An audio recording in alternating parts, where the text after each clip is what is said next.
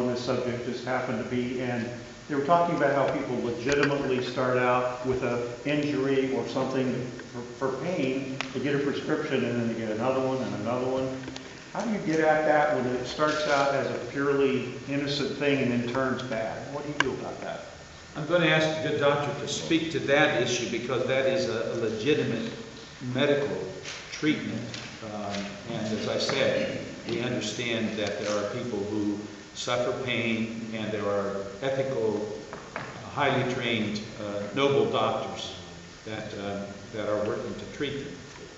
One of the things that I'm concerned about is the fact that across Ohio, and especially across southern Ohio, these so-called pill mills are developing. They frequently are in rather trashy-looking buildings. I've gone there and looked through the windows, and there will be a sign on the wall, doctor's visits, $150 or $200 cash. That's a terribly different set of circumstances than legitimate medical treatment being provided by a highly trained ethical doctor. But I think the situation you described frequently occurs, and I'm going to ask Dr. Jackson to speak to that particular issue because it is a legitimate medical concern, and I think he's capable of speaking to it. Thank you very much, and we appreciate the opportunity of the governor to put together this task force. One of the marvels of modern medicine is the alleviation of pain. And we think that that is extremely appropriate.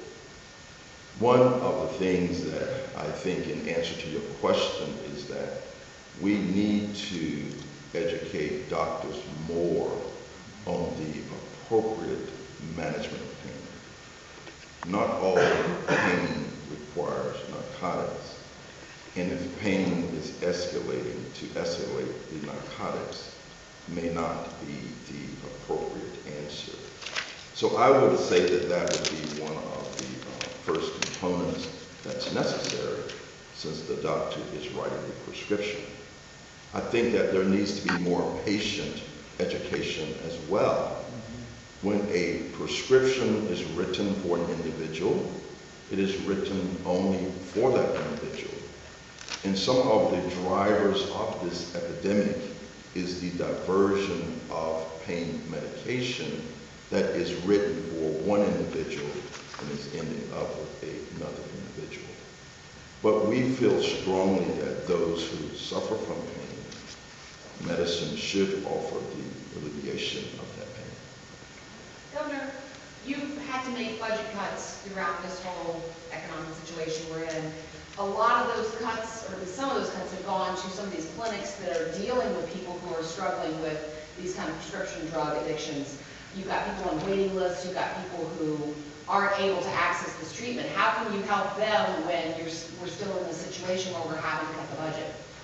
Well, we're talking about what I believe to be unethical, immoral, and in my judgment, illegal behavior. And that's quite different than a public health system or a mental health system trying to provide legitimate treatment to people who suffer from these addictions. What we're talking about here are some of the root causes of these addictions. This is not something that any of us are naive about.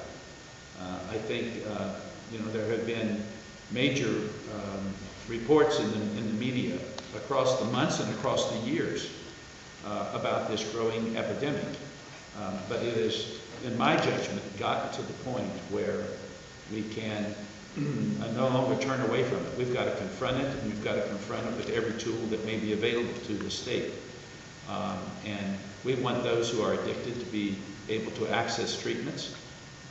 We want those who are suffering from pain to be able to get, as Dr. Jackson says, relief from that pain in very legitimate ways. But we're talking about a very complex problem here that involves, in my judgment, in many cases, doctors that are acting and ethically and immorally. We're talking about a system that needs to be improved in terms of the ability to track prescriptions that are written and prescriptions that are filled at pharmacies.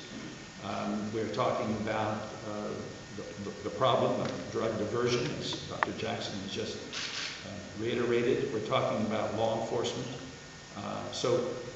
What we hope to accomplish with this task force is to get all of the various stakeholders in this issue working together.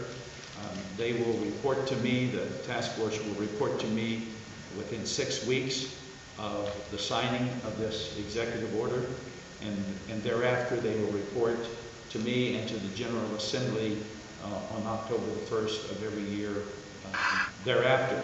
One of the things that we hope to come out of the task force is an identification of what can be done quickly and immediately as we then work to try to tackle some of the systemic problems that are resulting in these matters developing as they have.